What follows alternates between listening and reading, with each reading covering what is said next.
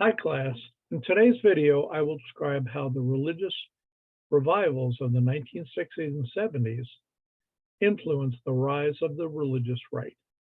The first article I'll discuss is Warren L. Vince's The Politics of Protestant Fundamentalism in the 1950s and 60s.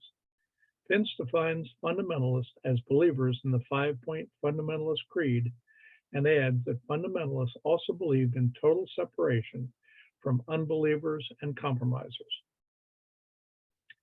Fundamentalists were strongly anti-communist, anti-socialist, and anti-immorality, which gave them a common cause with non-fundamentalist conservatives. In addition, both groups advocated for free enterprise and individualism. Finally, fundamentalist conservatives both endorsed a premillennial theology.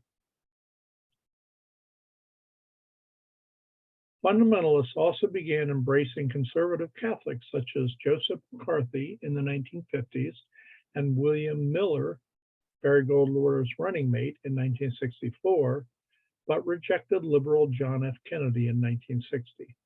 Vince explains that fundamentalists were willing to overlook a man's theology in deference to his right thinking politically. As a result, conservative fundamental political unity, including Catholics, began to emerge.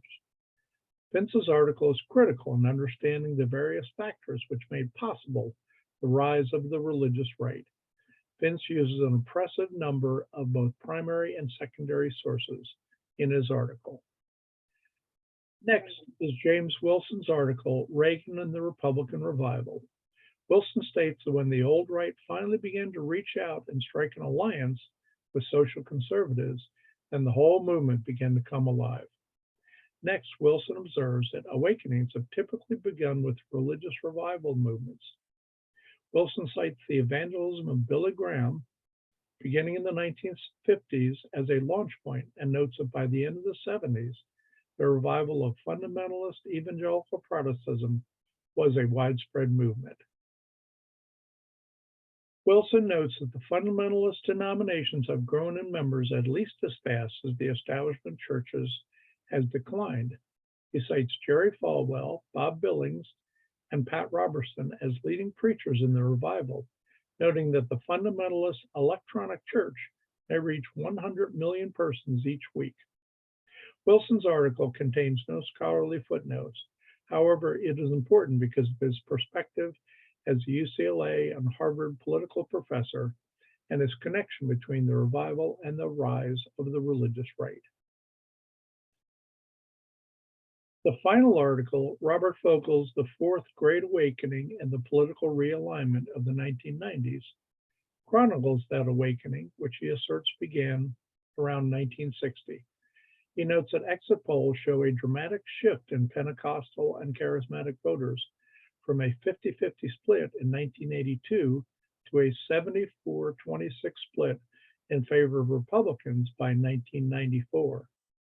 Vogel also documents the 20 to 25% losses in mainline Protestant churches to enthusiastic churches, which he defines as those who express personal conversion and salvation through faith in Christ and call on their adherents through faith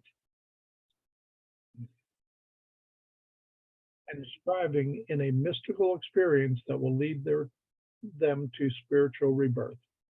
It chronicles how, from the mid-60s on, only the enthusiastic religion showed rapid growth, pulling members from both the mainline churches and the unchurched, as their membership nearly doubled from the 1960s to the 1990s. Vogel cites 14 well-balanced sources. However, Vogel, a Mormon scholar, conflates evangelical and Mormon church growth. Hence, caution must be used considering his biases. Thank you.